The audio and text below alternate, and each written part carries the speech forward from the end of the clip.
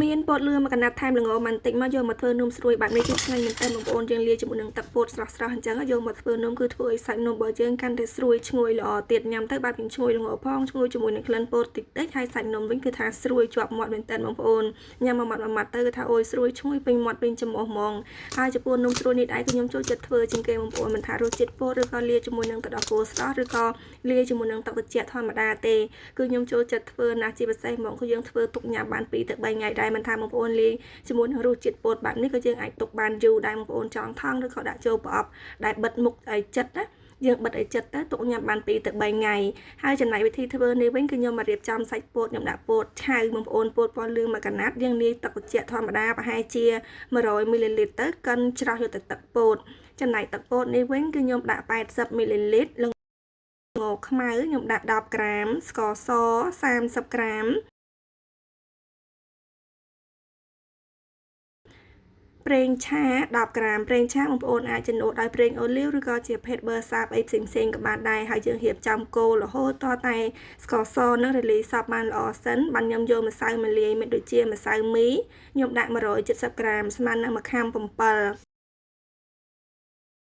ចុងក្រោយគេខ្ញុំបានបន្ថែមអំបិលបន្តិចដែរគ្រឿងផ្សំធ្វើនំគឺមានតែប៉ុណ្្នឹងទេបងប្អូនហើយយើងរៀបចំកូរច្បល់ឬក៏ច្របាច់ម្សៅនឹងប្រហែលជា2-3នាទីទៅយើងច្របាច់ម្សៅតតែម្សៅនឹងវាលែងស្អិតជាប់ដៃឯងបន្ទាប់មកយើងរៀបចំវាជាដុំមូលមួយស្អាតអញ្ចឹងទៅបងប្អូនអាចយកចានអញ្ចឹងយកមកក្របក៏បានឬក៏យើងជំនួសដោយគម្របឆ្នាំងក៏បានដែរយើងគ្របឲ្យចិត្តផ្អាប់ចានរយៈពេល15នាទីទៅ20នាទីសិនយើងផ្អាប់ម្សៅបាត់ហ្នឹងដើម្បីឲ្យសាច់ម្សៅហ្នឹងវាទន់ស្វិតងាយស្រួលក្នុងការធ្វើម៉ូតនំអញ្ចឹងណាបងប្អូនលាយម្សៅហើយយកទៅធ្វើម៉ូតនំហ្មងយើងរៀងពិបាកសកត់មិនតិចដោយសារតែសាច់ម្សៅវារៀងនៅរឹងវាអត់សូវទន់ទេអញ្ចឹងយើងចំណាយពេលក្នុងការសកត់ឬក៏បងប្អូនប្រើកម្លាំងដៃសកត់ហ្នឹងរៀងយូរដែរ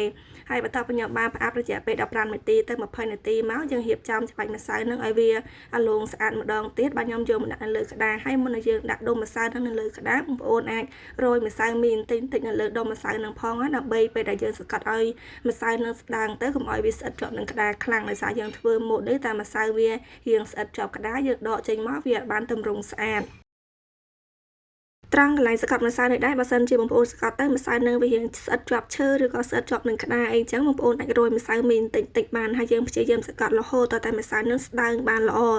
សាច់នំនេះបងប្អូនព្យាយាមសកត់តែម្សៅនឹងស្ដើងវាលែងរីកមាឌទៅណាទៀតចាំយើងរៀបចំធ្វើម៉ូតនំបើសិនជាសាច់ម្សៅនឹងក្រាស់បងប្អូនយកទៅបំពងឬក៏យកទៅចៀនណាគឺថាសាច់នំស្រួយល្អដូចគ្នាគ្រាន់តែវារៀងរឹងបងប្អូនពេលដែលញ៉ាំទៅអត់សូវឆ្ងាញ់ទេអញ្ចឹងបងប្អូនបានធ្វើអីព្យាយាមសកត់ម្សៅនឹងឲ្យកាន់តែស្ដើងមកស្ដើងឲ្យស្ដើងល្អហ្មងបងប្អូនចាំយើងរៀបចំធ្វើម៉ូតនំហើយម៉ូតនំនេះបងប្អូនចង់ធ្វើបែបណាក៏បានដែរចំពោះខ្ញុំវិញគឺធ្វើម៉ូតដូចនំដូណាត់ចឹងបងប្អូនយើងធ្វើរាងធំអញ្ចឹងទៅមើលទៅក៏ប្លែកម្យ៉ាងដែរហើយមានវិធីមួយទៀតនេះដែរបងប្អូនអាចកាត់ម្សៅនឹងជាដុំតូចៗទៅចាំយើងសកត់វាម្ដងមួយឲ្យស្ដើងចាំយើងធ្វើម៉ូតនំធ្វើបែបនេះក៏ងាយស្រួលម្យ៉ាងដែរបងប្អូនកាត់ដុំម្សៅតូចៗអញ្ចឹងយកមកសកត់គឺម្សៅនឹងកាន់តែស្ដើងបានល្អទៀតចូលមកការចម្អិននេះវិញយើងទុកប្រេងឆានឹងឲ្យក្តៅបានល្អសិនបងប្អូនហើយយើងដាក់សាច់នំចូលទៅតែមួយផ្លែតទេគឺថាវាតែដល់លើបងប្អូនអាចប្រែត្រឡប់បានហើយយើងឧស្សាហ៍ប្រែវាចូលឡើង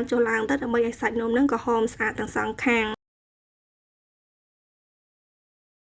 ចំណែកភ្លើងហ្គាសវិញមុនដំបូងខ្ញុំបើកភ្លើងរៀងខ្លាំងប៉ុន្តែពេលដែលយើងដាក់សាច់នំចូលហើយយើងបន្ថយភ្លើងបើកភ្លើងនៅតិចល្មមវិញហើយយើងបន្តជារហូតតតែអស់សាច់ម្សៅដែលខ្ញុំបានធ្វើនឹងទៅគឺរួចរាល់ហើយនំមួយមុខនេះបងប្អូនធ្វើឲ្យញ៉ាំថ្មីភ្លាមនឹងអូយគឺថាស្រួយឈ្ងុយមែនតើឬក៏បងប្អូនទុកញ៉ាំ2-3ថ្ងៃក៏អត់អីដែរសាច់នំនៅ